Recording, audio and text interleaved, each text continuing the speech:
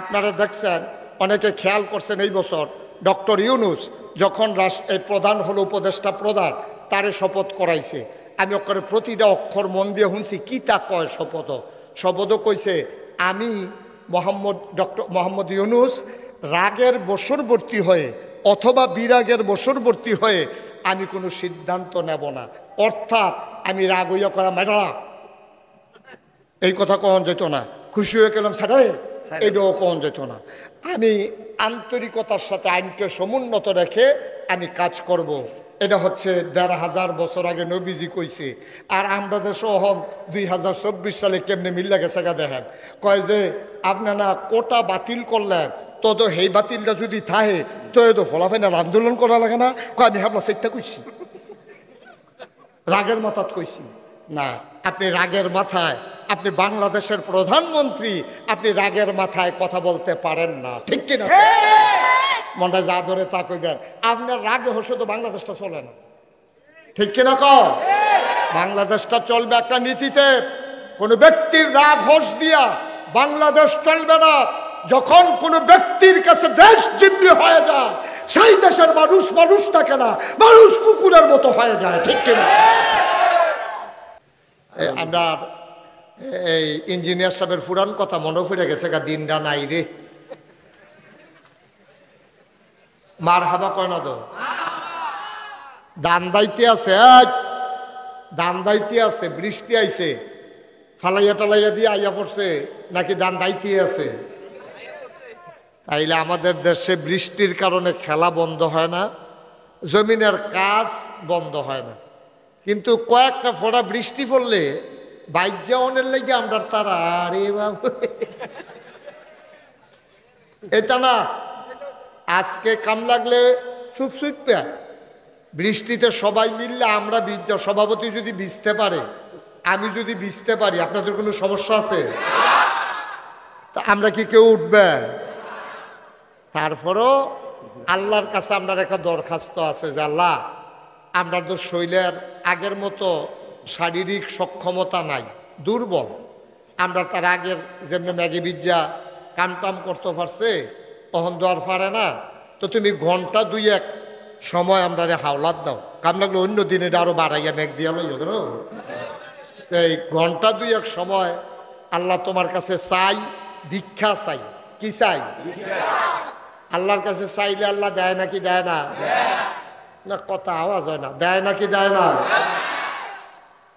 মাহফিলটা ঠিক রাখবেন। আমি যখন যেটা প্রশ্ন করি আওয়াজ দিবেন জোর করে, অযথা কথা বলবেন না, চুপ করে শুনবো। আমরা এক এলাকার আমি তখন আপনারা ফরসি হয়ে গেছি গা, যেহেতু কাবিলে ঈদগাহ নামাজ পড়ান লাগে, এই হিসাবে আমি আপনার লোক, সুতরাং তখন কোনো বাইরের লোক নাই, আমরাই ঠিক নেই। আমরা ইনশাল্লাহ গরির ফাইল চাওন নাই, যাত কোন আল্লাহ সুযোগ দেয় ইনশাল্লাহ থামবো না, চলবো ইনশাল্লাহ। আল্লাহ যেন কবুল করে, আমিন কর না কেন, জোরে কর। আমি যে কইতাম আল্লাহর কাছে চাইলে আল্লাহ দেয়নি, প্রমাণ আছে নাকি নাই? কোরআন শরীফ আয়াত আছে। কোরআনুল কারীমে ঢোকার আগে মারদুদ শয়তান থেকে ফানা হচ্ছে, যিনি রহমান যিনি রহিম তার নামে চলেন শুরু করি, সবাই পড়ি। আউযু বিল্লাহি মিনাশ শাইতানির রাজিম। বিসমিল্লাহির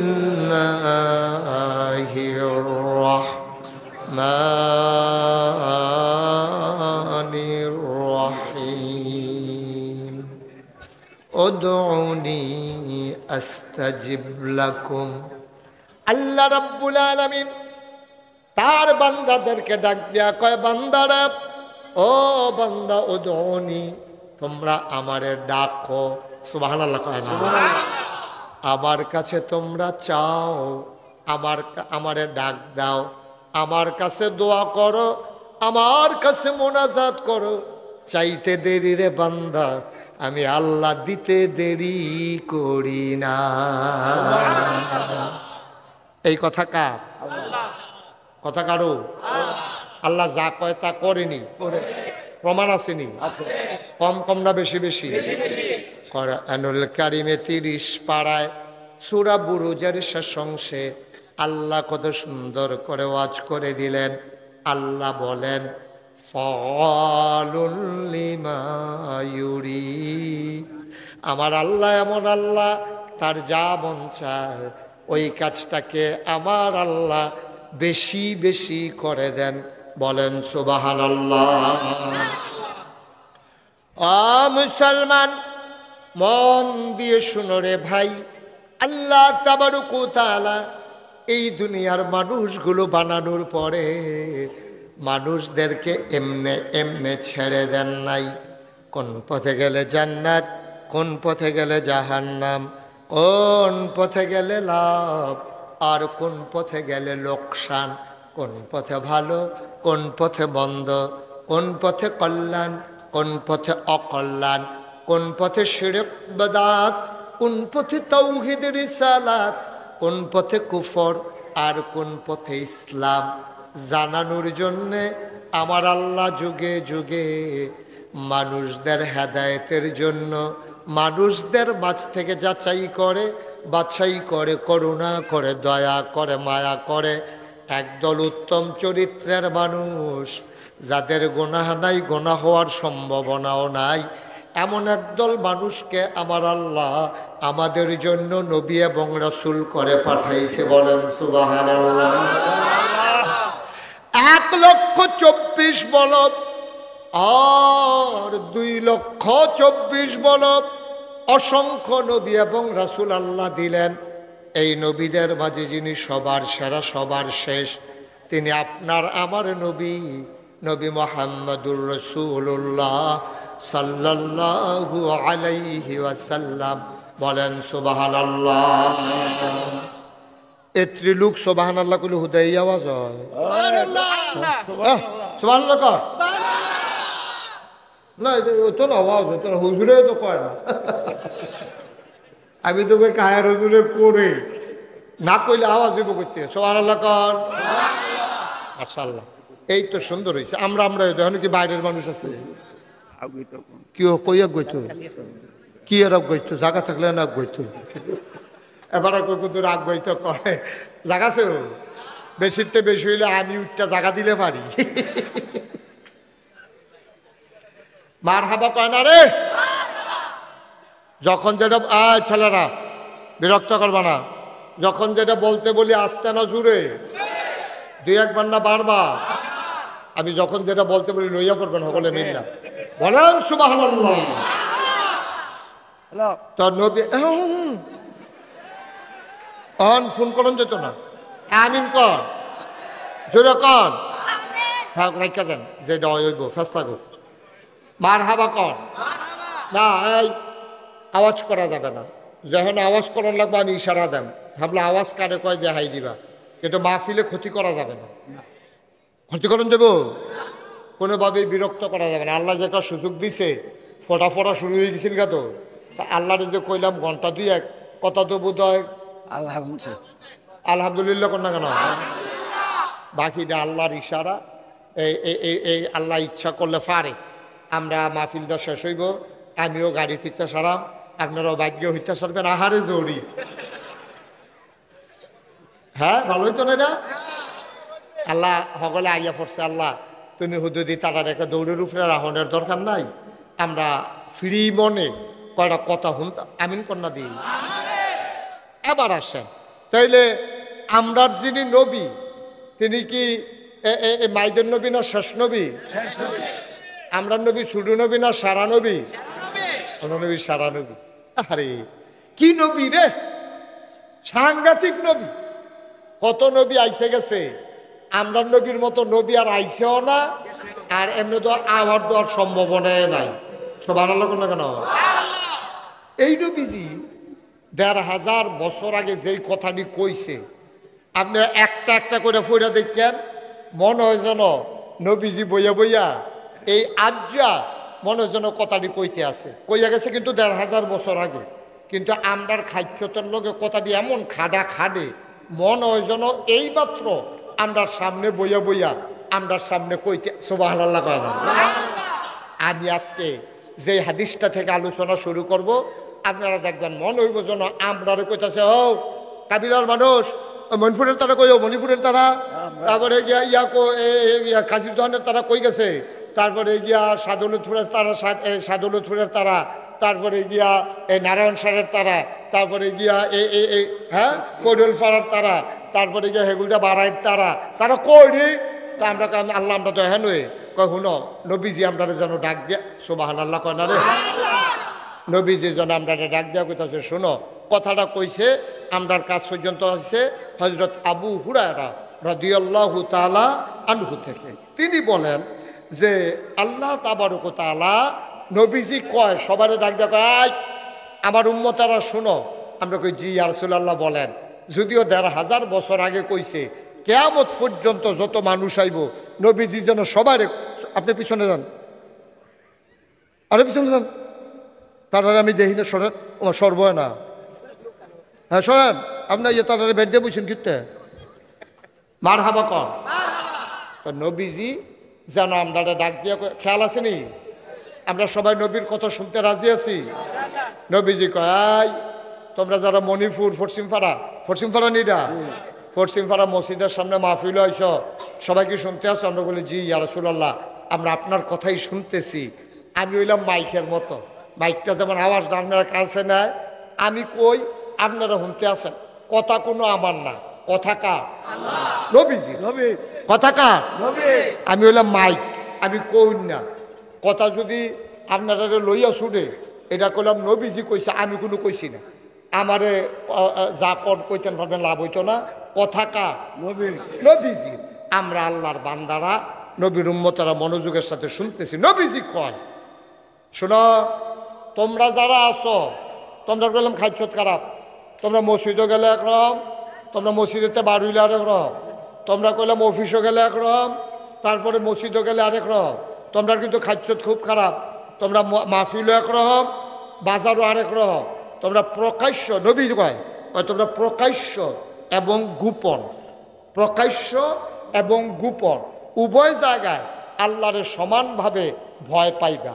প্রকাশ্য একরকম মানুষের সামনে, আবার আলগাত গেলে আরেক রকম, ঘরের দরজা খোলা রাখলে একরকম, বন্ধ করে লাইলে আরেক রকম, নির্বাচনের আগে দিয়ে একরকম, ফাঁস করে সারলে আছে নিয়ে গেছ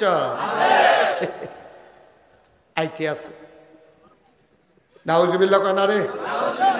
সাইও কিন্তু সাবধান, তোমরা কিন্তু এক এক জায়গায় এক এক রকম হইলে হইতো না।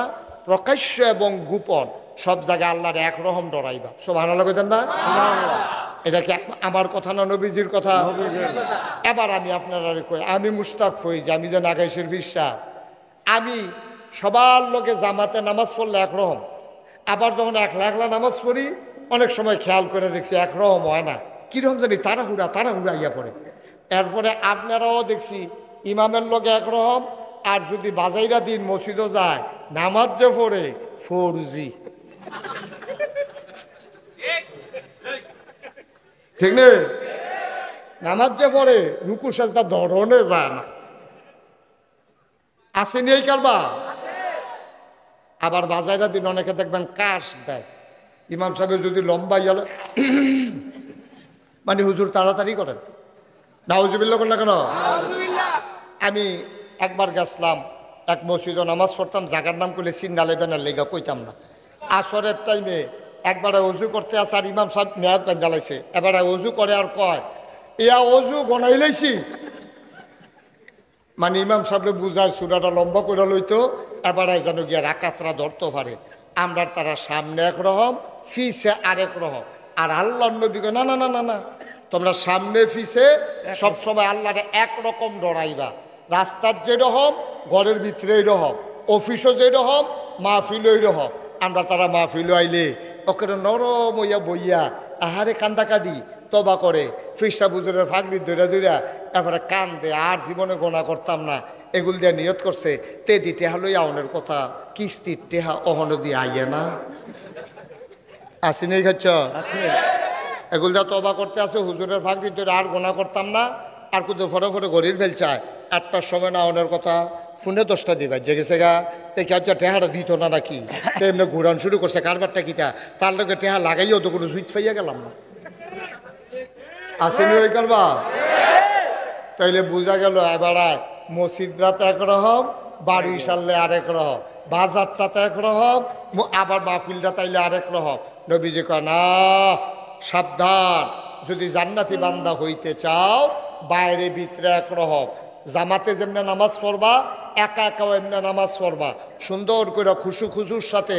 যেমনি আমি কোরআন শরীফ আল্লাহ কইছে কি কইছে আল্লাহ আল্লাহ কইছে যে কাদ আফলাহাল মুমিনুন আল্লাযীনা হুম ফি সালাতিহিম খাশিউন মুমিন যারা তারা সফল কাম আর মুমিন কারে কয় যে নামাজও যখন দাঁড়ায় মনে হয় যেন নামাজের ভিতরে সে ভয়ে কম্পমান মনে হয় আল্লাহরে ডরাইছে সুবহানাল্লাহ কইতেন না কই আমরা নামাজ দৈর হয় না আমরা বাইরে ভিতরে তো দৈর হয় আমরা একটা নবীজি কয় এমনভাবে পড়বা আরেক জায়গা নবীজি কি কয় শুনেন আনতা আবুদুল্লাহা কাআন্নাকা তারাহু ফাইন লাম তাকুন তারাহু ফাইন্নাহু ইয়ারাক তোমরা এমনভাবে ইবাদত করবা যেন তোমরা আল্লাহরে দেখতে আসো সুবহানাল্লাহ সুবহানাল্লাহ ফাইন লাম তাকুন তারাহু তুমি যদি আল্লাহরে দেখো না তোমার দই ক্ষমতা নাই তাইলে কি করবা ফাইন্নাহু ইয়ারাক তাইলে তুমি বিশ্বাস রাখবা তুমি না তোমার আল্লাহরে দেখো না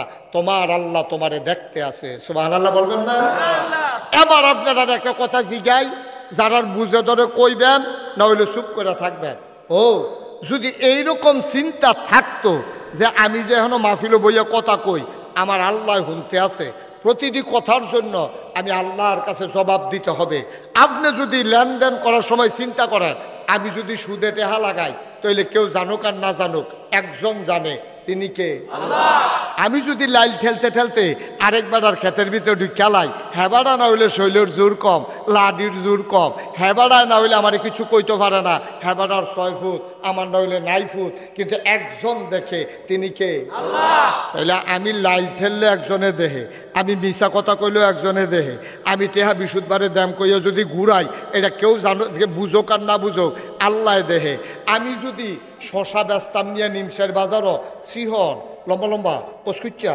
গড়াত ফুললা এই দি উফরে দিয়া বেহা ফ্যাট মোটা সেই দি তলে দিয়া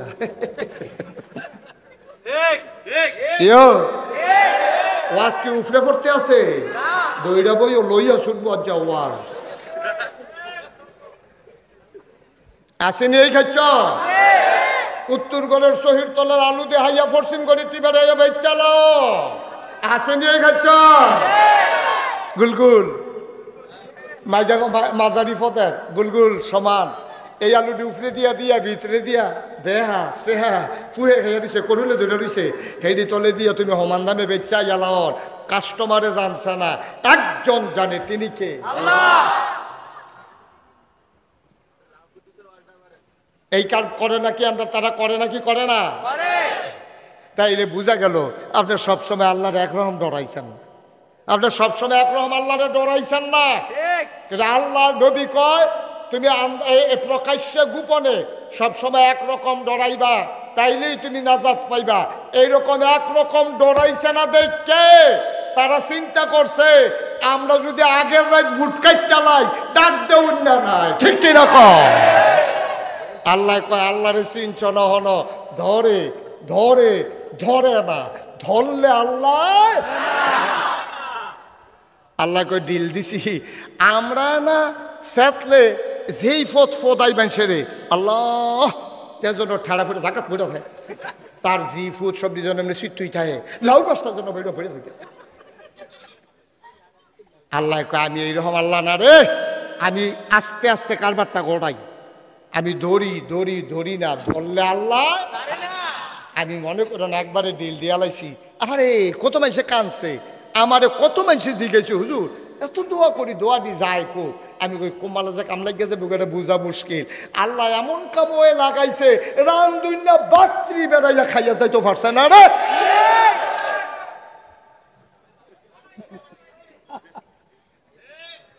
রে কি খেলা রে এটা এটা কি আল্লাহ এটা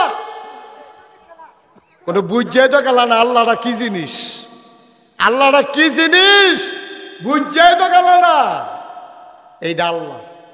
এই বাংলাদেশে যখন রাস্তার মুড়ে মুড়ে মূর্তি বানানোর জন্য, হ্যাঁ মূর্তি বানানোর জন্য তারা প্রকল্প নিছে, ওলামায়ে কেরাম কইছে আল্লাহর রাস্তে এই কামটি কইরেন না, গজব আইয়া পড়বো।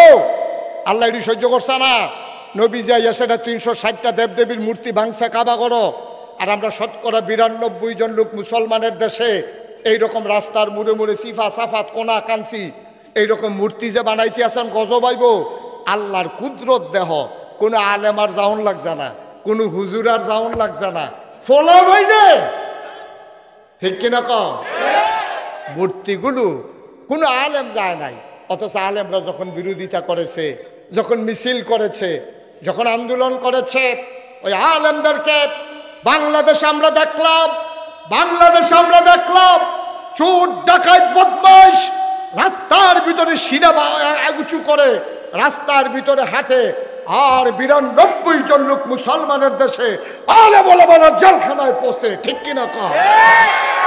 আমরা সেই দিন বলেছিলাম আমরা ওলামায়ে কেরাম, আমরা নবীর ওয়ারিস, ওলামায়ে কেরাম আল উলামা ওয়ারাসাতুল আম্বিয়া, নবী আমাদের উপরে দায়িত্ব দিয়ে গেছেন। সুতরাং তোমরা যত কথাই বলো, আমরা পিছে হটার মানুষ না।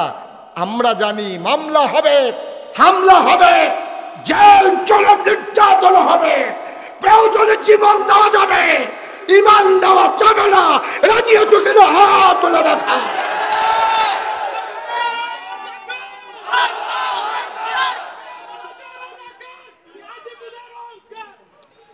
সবাই পড়ে না আমিন, জোরে পড়ে না আমিন। এরকম কঠিন স্লোগান দিলে আপনি প্রত্যেকটা বার করে আনছেন, এটা মুখস্থ হয়েছে। এটা কত সুন্দর সুন্দর স্লোগান আছে, বেলো বাইরে দিয়ে কি থাকেন একটা বছর করে কইয়া বইয়ে রয়েছে। আমি তো ধরতাম পারছি না, ফলাফলে ধরবো কোন।